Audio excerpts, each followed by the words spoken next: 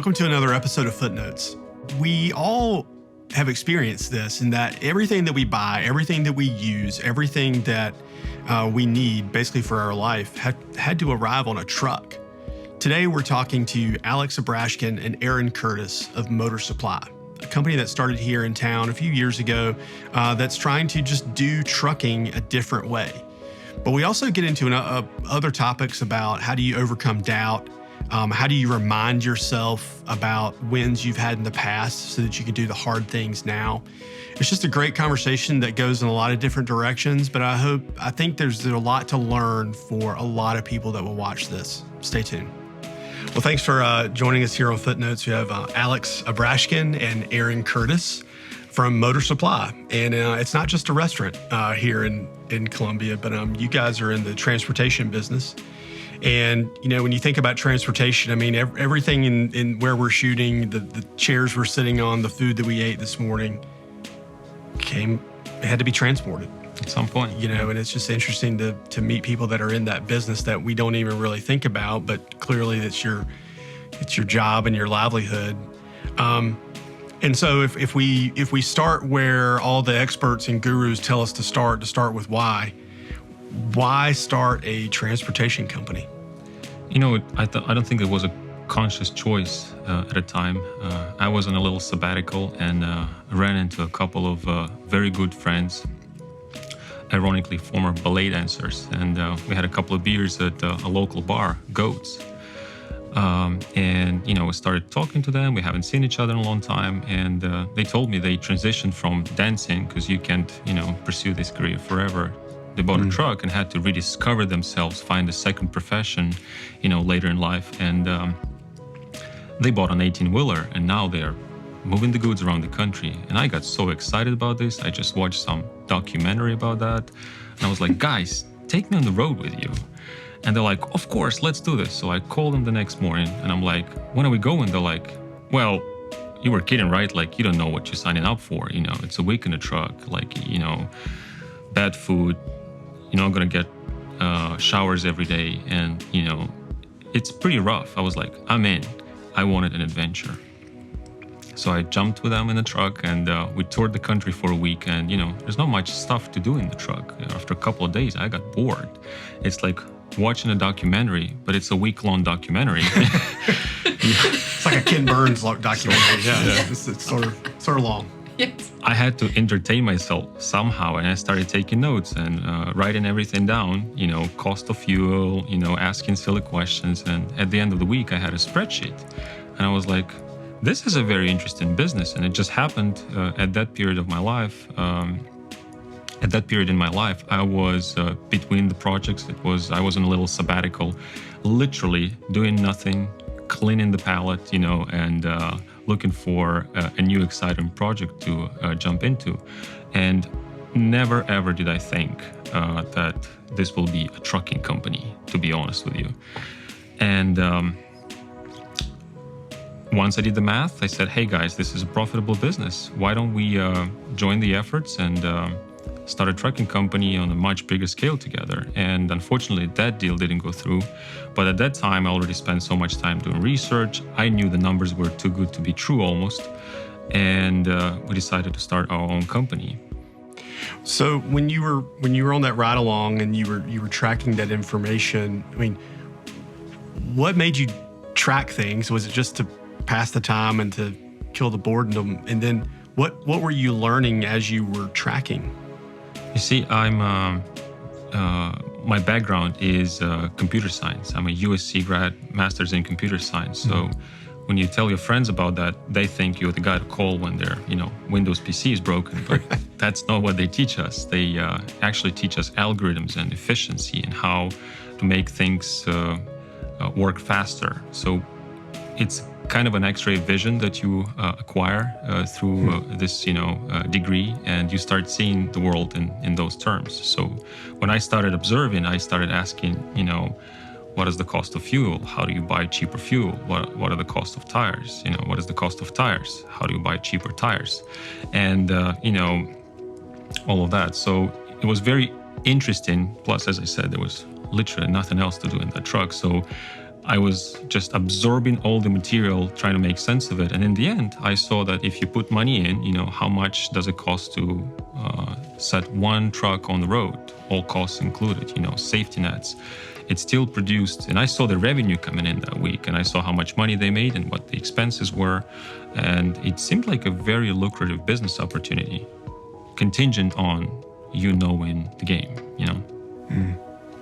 I love the way you put it, where you came in as a novice. You did not know anything, and you asked a lot of questions about the everyday, ordinary things, and you began to just soak in that knowledge. But then there's the game, there's the industry, there's everything that goes on, and the customs and the who's who and the what's what. Erin, you're new, relatively new in this business, and you're the chief operating officer. I mean, how do you take the things that you're learning about while the industry is happening in real time? How do you take those things and sort of drive the business from there? I think what I appreciate about Alex and Motor Supply and his approach is, yes, there's an industry that existed for decades, and there's a way of doing things. But the reason that Alex has found a lot of success in a short period of time with Motor Supply is his willingness to ask why this way, why this approach, as a novice, which is similar story of which I'm coming into the company without a deep trucking background, but a heavy operations and logistic background, but also with my own sort of depth of experience and jumping into industries and fields and projects of which I'm sort of out of my depth, don't know much about it, and having to catch up and perform and execute in real time. And that's what Motor Supply is doing and what it's done. That's what's appealing and interesting to me, is that willingness to be a little bit humble, to ask the questions, to be bold and try something new in a different way. It's like, why are we doing this way? We could do it this way. This seems more efficient, which leads to innovation. It's just a much bigger, more interesting challenge. And yes, it can feel big and overwhelming, like you have no real part in it. But I've found that if you put your head down and you're smart and you ask the right questions and you keep moving, you take your wins, you accept your losses, that over time, keep applying it can really refine something that works and surprises. So, to add to what Erin just said, I'm a little jealous because she's joining the party just now and she's yet to ask all these questions, and she has a completely fresh perspective. And this was pretty much part of the job description. We needed a fresh blood that can now see we're already stuck in certain ways of how we conduct our business. So her first assignment will literally be just watching how we do things and questioning us now in turn. But when it all started, I remember the very first question that I had to ask Google was literally, how do you start a trucking company? And I stared at that screen for several days. I couldn't get anywhere. I mean, obviously it gives you a treasure trove of information, but it's so nobody tells you what is the actual first step, and I remember those days, we decided we're going to do this, literally clean slate. I was as far from trucking as any of you guys are in this room, knew nothing about it, which was exciting and challenging at the same time. And then I started talking to people, you go to fix your computer, ask the guy, pretty much any person I met, I asked, do you know someone in trucking? And surprisingly, somebody knew someone, somebody's roommate's cousin's sister had a friend who was a trucker 15 years ago. Go talk to that person. For a few months, I did just two things.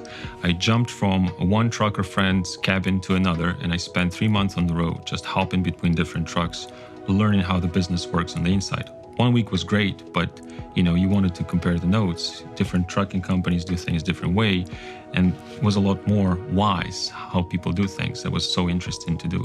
And then the other thing I did was literally every person I met, hello, introduce yourself, and then completely unrelated, do you know someone in the trucking industry? And everybody knew someone, and I just spent weeks and weeks just traveling around Colombia, 150-mile radius, buying people lunches and talking to them and absorbing that knowledge. And I don't remember who that was, but somebody very smart gave me a very great advice. They said, well, if you don't know how to start a trucking company, why don't you go and talk to South Carolina Trucking Association? And I was like, why didn't I think of that? That is like the most obvious first step. And guess what? I drove past their office on Divine Street like 15,000 times in 10 years, like 3 times a day, 4 times a day. Never noticed the building, And you'd be surprised. It was quite an experience. Me knocking on the door of a trucking association, asking them, hey, I have a question. How do I start a trucking company? And I'm pretty sure they made an enormous effort not to laugh in my face, because typically you come to them a little more prepared, but that was literally my first step. And that's how it all started.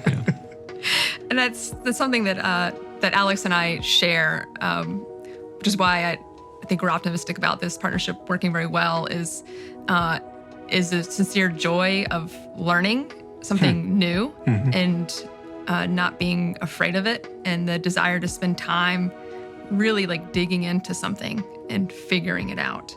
And that's part of the joy of the journey, is learning the thing. How do you, for both of you, because this is intriguing. I can imagine that, someone's listening to this and they're thinking, okay, you got 2 people that just seem like they just started something, but is it really that easy? How did they support themselves when there was nothing going on? And, all these kind of things that I think sort of stop people from maybe pursuing or doing. But when you are a novice, when you are new, how do you look past those risks of, oh my gosh, this may not work out, or I don't even know the questions to really ask. I'm starting with Google, which is fun to think about now, but how many people are out there that's really where their start is they're starting with Google? How have you guys looked past those risks or the doubts or the quote unquote uncertainties to just keep pushing forward? Get us behind that a little bit, because I think that's where a lot of people are. Yeah.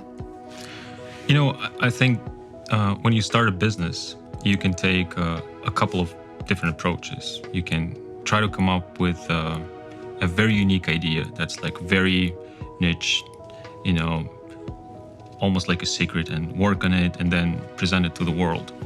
The sad reality is most people have to always, in that space, have to question, if they have something crazy good, or are they just crazy, because most of those ideas, they never work. I think the first day on this job, previous experiences really helped, and I already knew one thing. You have to start making revenue fast. In fact, I would never even consider a project that would not have a revenue on a 3-month horizon. You don't have a year to, think about what just happened in the world in the past 2 years, COVID, TikTok. We didn't know these words 2 years ago. So now everything is moving at such a high pace. You have to be super efficient at what you do. So I had no illusion this is going to be a very, very steep learning curve, but also you have to know the basics. So before doing any of that, I used my sabbatical, as I said, just for research, meeting people, talking to people, and literally spending weeks in the back of a tractor. Somebody's driving. I couldn't drive. I could just watch and ask questions. And by the time my 3-month research was over, I felt fairly confident. I knew all the ins and outs, and I, most importantly, saw where the money is and what to do with that. And then, so we talked about, businesses that have unique ideas, and, they work on them, and, then they present them to the world and hopefully start making money. But there is another way to start a business. You can literally point in any direction, and there'll be a pizza place, there'll be a tire shop, and these are businesses that existed for decades and decades, and you can go and just do what they do, but better.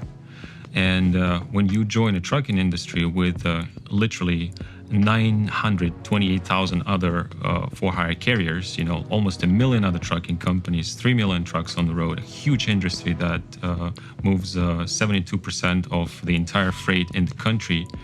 You better learn fast, because you are entering a highway at a highway speed, and those trucks are not stopping. If you don't know what you're doing, if you don't have the ability to make decisions fast, be agile, and keep up with the pace, you will be out of business before you know it, somewhere in a ditch. So that was the realistic expectation, I guess, that came from past experiences that I had to really be prepared for. Erin, I mean, how do you look past sort of a lack of direct experience in an industry and look past sort of a lack of, maybe knowledge, yet drawing on what you've already done? How do you do that? Similar to Alex, it's experience over time.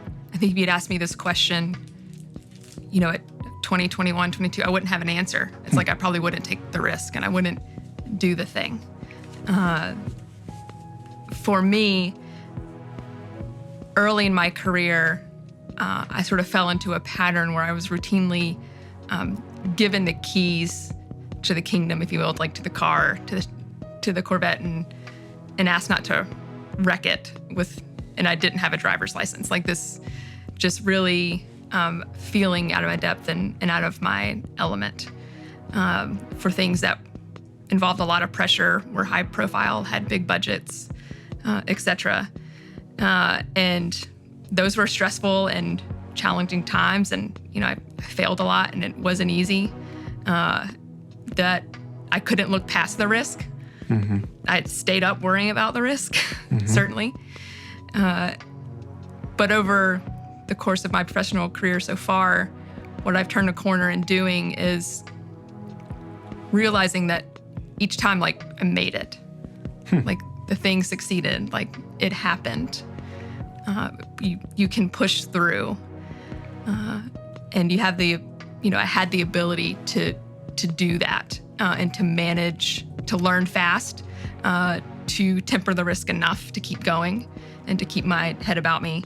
And, an incredible amount of, I think, determination built into that. And again, a bit of curiosity and just the learning process itself. So over the last couple of years, I really leaned into that, and I think about jumping into something where there's an element of risk and there's an unknown. I can look back in my career and say, I've done this before and it's been fine. Because 90%, some great advice I got a couple of years ago from a mentor is like 90% of the things that you worry about in life or in your work never happen. It's the 10% that you never see coming, that you really have to worry about. And then how do you even prepare for that? Because it's 10%. And that's proven true. Like I think 90% of the things that kept me up at night when I was tackling something new, that risk was involved as a challenge, never ended up manifesting. And those are the kind of essentially data points and experiences I can look back and rely on now when I make the next decision of like, there's risk here, there are unknowns, who knows how it's gonna work out, who knows I'm gonna enjoy it, but there's a record now. And I just rely on the record. and that's brought a tremendous amount, I think, ease and a lot more joy into my work because I'm spending more time just believing that it can be done and that I can do it and less time shrinking in front of it. Yeah. So that record, I mean, does it live in your mind? Do you record things outside of it? I mean, how do you maintain that record that you can kind of go back and draw from? That's been an evolution.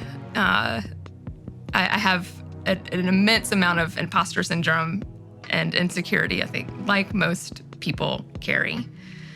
So it's, over time, you'll have people speak into that experience and remind you of what's happened and help give you confidence.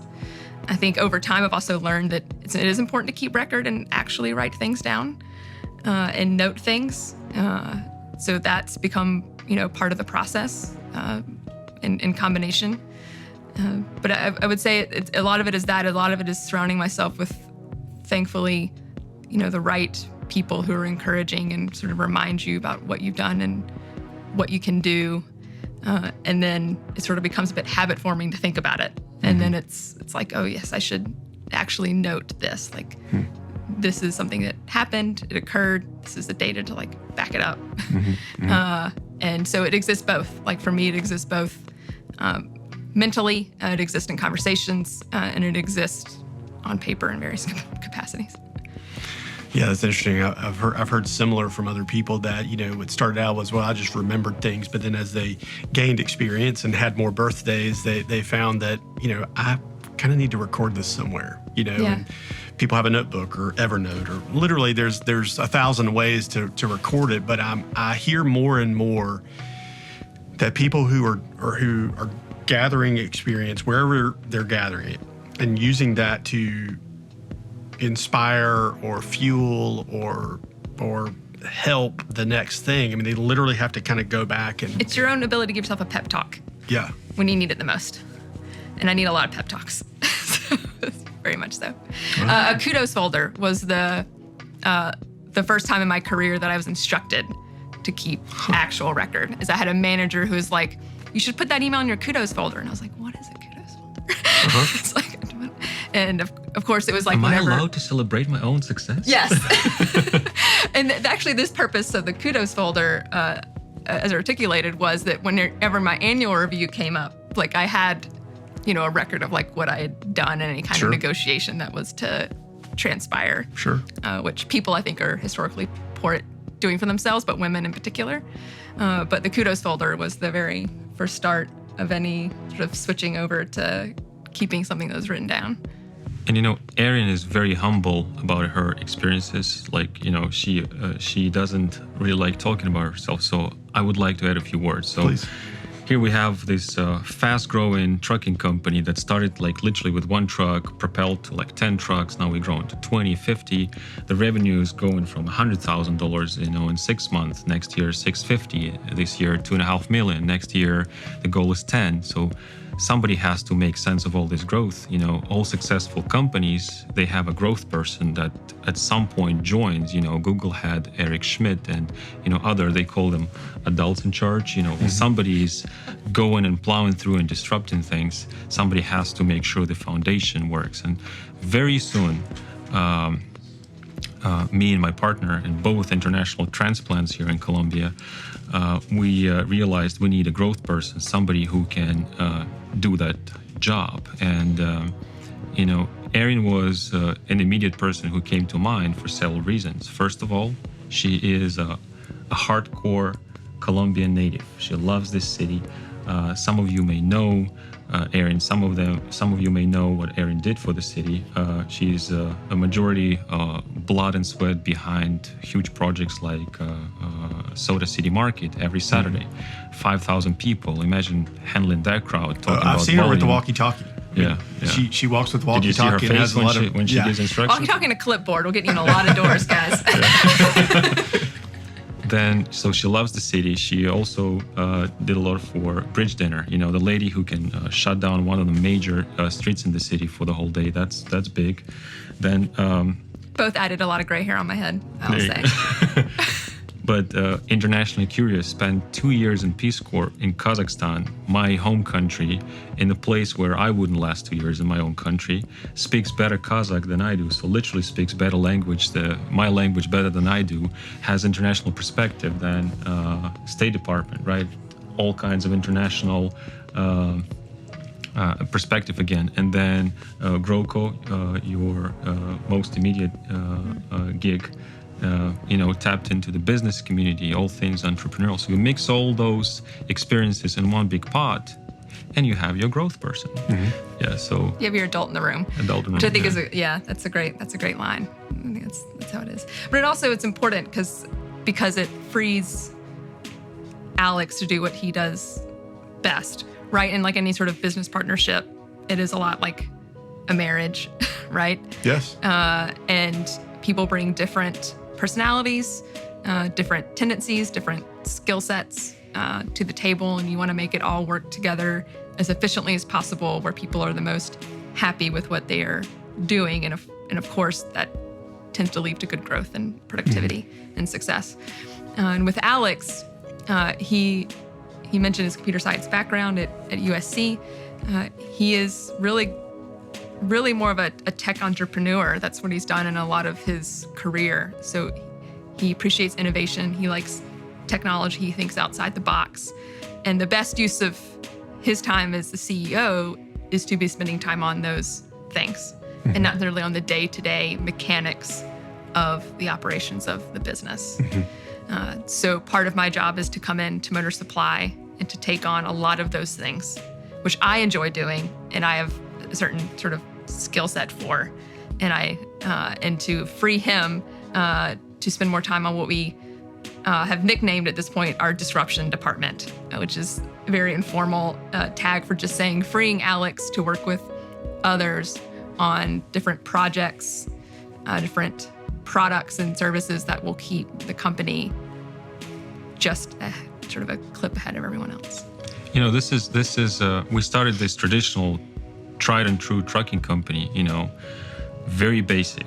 And then very soon, remember we talked about getting on that highway at highway speed, and like you really have to be fast in everything you do. So very fast we realized we can't do this if we're not efficient. So how do you measure efficiency? We started measuring everything that we could, and can we do this better? Can we do that better?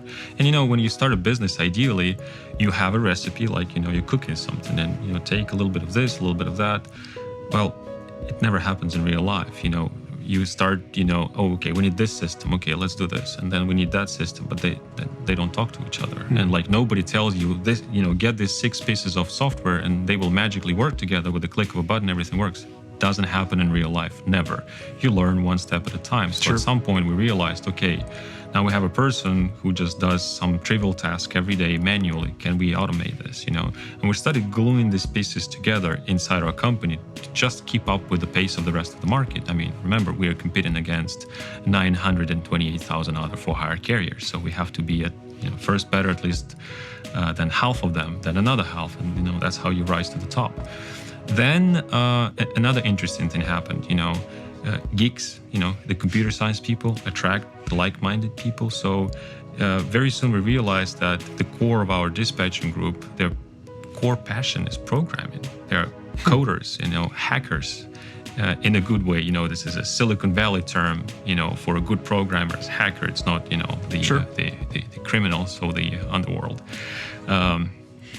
We realized that dispatchers, what do? You know, they have a shift and they look at the screen and they try to dispatch the trucks. They need to know who's where, you know, and they need to time everything, and it's moving dots, and they have to keep them busy by booking loads. And it's literally a lot of, you know, staring at the screen.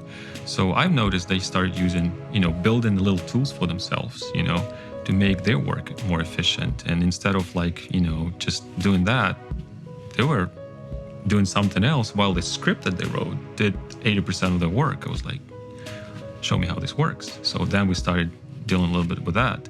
And now, you know, our third year of operation, we already designed several of those, you know, unique pieces that glued our systems together, automated a bunch of things. And, you know, we run this business with as few people in the office as possible. The focus is on people in the field, more trucks, more drivers, you know, because that's how your business runs in trucking. And very soon we realized that this industry is uniquely positioned for the next big disruption, because, you know, it's when you say trucking to a regular person, you know, over dinner, they're like, oh, autonomous trucks, because, you know, the articles, this is the buzzword. Well, the reality is, remember the good old times when in order to buy an airplane ticket, you had to call a guy, like an agent, and have a conversation, and, you know, they will give you options and price. And that's how this industry works today. This is the reality of it still being very rooted in the 20th century, and that is not very efficient. And we saw, you know, by just looking at everything from the inside, very soon we realized, hey, there is a lot of opportunities here, you know, and we can go and disrupt the heck out of it. So hence the disruption department, more like a closet at this time, but, you know, it's gonna grow. It's contained. Yeah. It's contained. It's a little crude, but it's there. Well, it's interesting that, you talk about, how you start, literally on Google, how do you start? You hop in some trucks and gain some experience literally with your own eyes and your own mind, and you're tracking on a spreadsheet, and you focus on revenue, which I think it's important that you And profitability. And profitability. And, you gain some momentum, and then, along comes, from a network, someone that can help bring, and I'm going to use this word, and if it's the wrong word, then let's get the right one in there. But if that's growth, and what you're bringing is structure, Yes. and I Structure think, that doesn't impede growth, which is always the trick, right? With operations and logistics, is that you need structure that doesn't make your company built on a house of cards, but also really just creates what I think is more like vessels that are super efficient and allow for the productivity to shine through. Yeah. And that's when you're really, I think, really doing operations well. You see, Erin is very good at this. 80% of your time you'll be doing that, structure. But the rest 20, Erin is the kind of person who can introduce you to 3 people and connect the dots, and then your business grows tenfold in the next 2 years because of those connections. There's a lot of people in the world smarter than me. That's the main reason why we invited you. I think that's an important like to work with distinction to make, is that, people think, well, I've got a great idea, or I've got a great technology, and I'm solving a problem that needs to be solved. In other words, there's a market. There's people that will pay money to have this problem solved, or to have it be better. And they tend to focus on that. But I think, you see where a lot of times founders and entrepreneurs tend to be so absorbed in the company, in the product, in the development, that they're not literally leaving their office, wherever that may be. You have to get out and play. I mean, I had to go get my CDL. I started driving a truck, and oh my God, I can tell you so many stories. I mean, how things did not go right to begin with. It's like, we can have a separate episode of how, things can go wrong in trucking. This one story. 6 ways your air brakes cannot work when you want them to. It gets way funnier than that. One time we booked this load, that paid surprisingly well, and it was like, pays a double. I mean, what's the catch? So we try to find a catch. They send us this 1-page contract with a bunch of fine print, and there's one phrase there that says the driver must take LAR, and we're like, what is LAR? Obviously, Google doesn't give me anything again. Then, we called a couple of our most experienced drivers, 30 years of experience, 20 years of experience. Do you know what LAR is? Like, the driver should take? And, sometimes the shipper asks you to bring like a load lock, or like a strap to, or like a piece of a cardboard to secure the cargo. Nobody knew what LAR was. And we were like, well, if nobody knows, probably not that important. So we take this load. It's going from Sacramento, California to somewhere in Ohio, cross-country run, pays great. And then in the middle of the night, the phone rings, and the broker calls and says, what the hell is your driver doing in Utah? We're like, well, what do you mean? We picked up the load. We're delivering ahead of schedule. Everything's fine. They're like, you were supposed to take LAR. We're like, by the way, what is LAR? The low altitude route. You're hauling potato chips. They're going to explode in the mountains. And they're expected us to turn around, go back to California, down to, Southern California, across Arizona, New Mexico, Texas, and then to Ohio. And that's why it paid more, because it's more miles. Well, at that time, we already passed the highest point and took our chances. That story ended well, but there's a whole book there at some point that, of experience like this. So it's not all, we got it right on the first try. No, you learn. But to this day, I use this question interviewing drivers that we hire, and nobody could ever answer that particular question, because it's a very specific thing that's like, there's surprises everywhere. It's a pretty interesting The low industry. altitude route. Low altitude route. Now we know. Yes. It's the first story I've ever heard about it potentially exploding a truck of potato chip bags. Yeah, which would be tragic, because potato chips need to go. People need those. Yes. I need them. Imagine us eating them for 2 years. The entire Colombia. Mess in the truck. Just like, Probably would have gotten a little booth at Soda City Market, open bag potato chips. Pull the truck up, open the back. Yeah. Bag your own. Bag your own chips. By Please weight, help us clean out this truck. Well, so to close out, and this is something that we like to talk with, especially people that are running businesses. So you've started, you're growing, you're adding structure, and it sounds like you're bringing people out of industries like coding and programming and combining them with the tried and true, such as drivers and dispatchers and things like that, and you're with that novice approach, you're seeing the areas that could benefit from disruption or doing it differently. What's next? I mean, is it just more of the same and grow revenue and increase profitability, or I mean, what is the I wouldn't even say the plan, but what's the dream for Motor Supply? It really started without an aspiration to change the world or anything. It was just a business, but a serious one. I guess our combined experiences told us, in order to be successful, this is how much blood and sweat equity you need to bring to the table. If you start a business, you need to realistically look at the horizon, path to revenue 3 months. Okay, what if it doesn't happen? Can I survive for 6 months? What's the play there? What is my safety net? So you have to be realistic about that, and today we see the foundation of the company, the tried and true part of it, as the money generating business with, we're profitable, we're growing in revenue, so that volume is going to go up.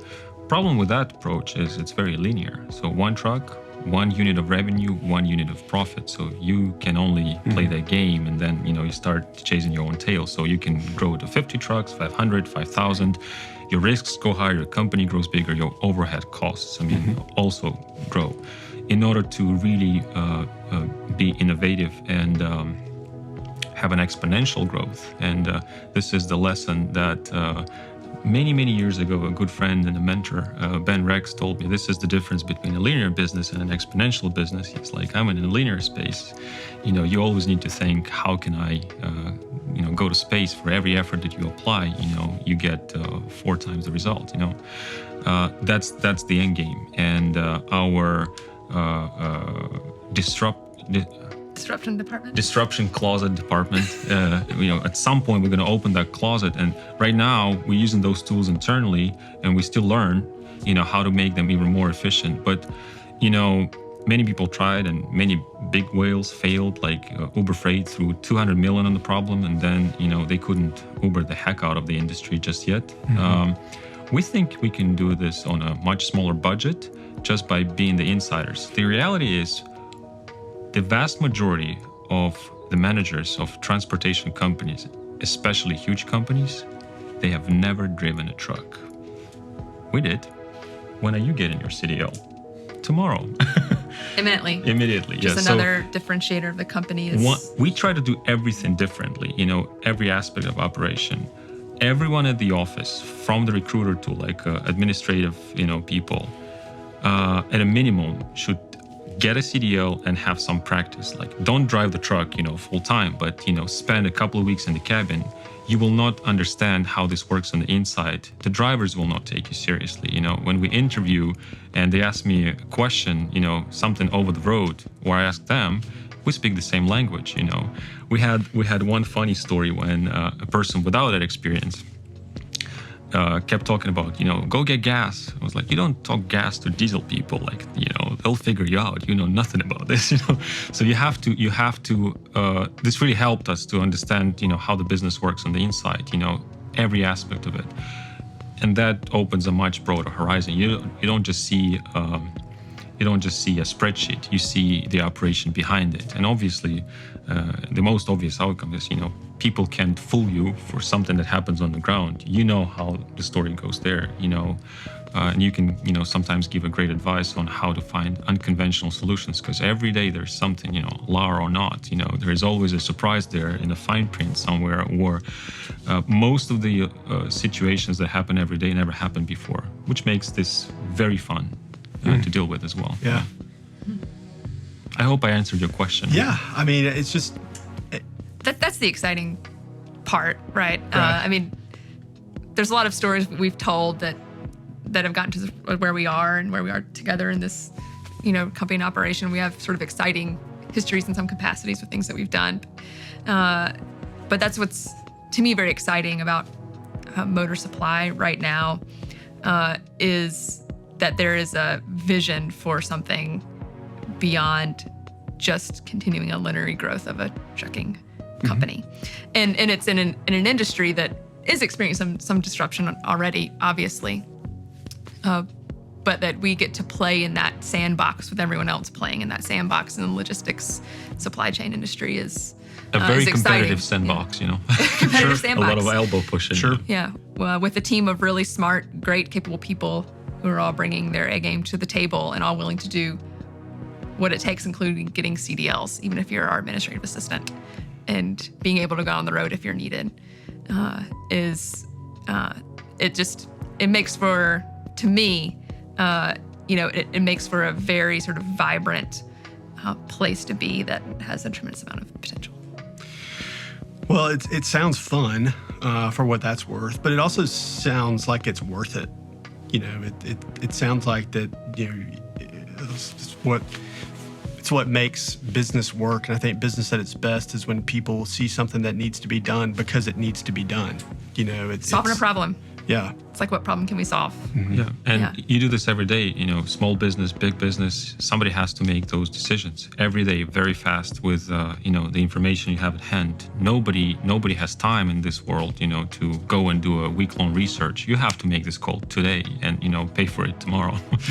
Yeah. So you have. I mean, if you enjoy this, and then this is very fun for us to do, because every day is a new challenge, and so far we managed all of them, and looking forward to more. And it's quite an exciting gig, I would say.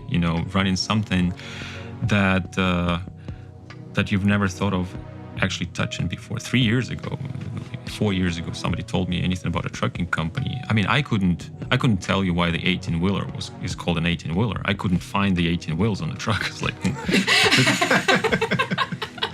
I mean, that's step one. Step one, yeah. That's a very important start. But then, I mean, I guess it depends on your attitude. I mean, if you have this mindset for, hey, every day is a little game that you play, a problem-solving game. How can we get better? Like literally every day. In the morning, we produce something called daily report. We look at our operation from the day before. The rest of the day, we take the biggest problem and we're like, how do we fix it so it never happens again? What's the system? What's the code? What's the human protocol? What's the procedure? Who needs to get called? How do we become efficient every day? And when you have this mindset, you can run any business. Like it can be, as I said, a tire shop, a pizza place, anything at all. If you bring something unconventional to the table, that makes a difference, and you will succeed in what you do.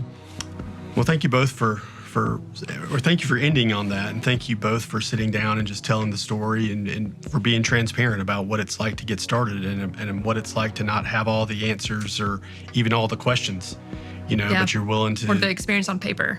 Yeah. Yeah. Or yes. Invite us back in a year and we'll be like, that time we knew nothing. Now we think we do. Well, it's a deal. 100%. Yeah. We'll try to do that. Thanks, guys. Thank you. We enjoyed it. Yeah.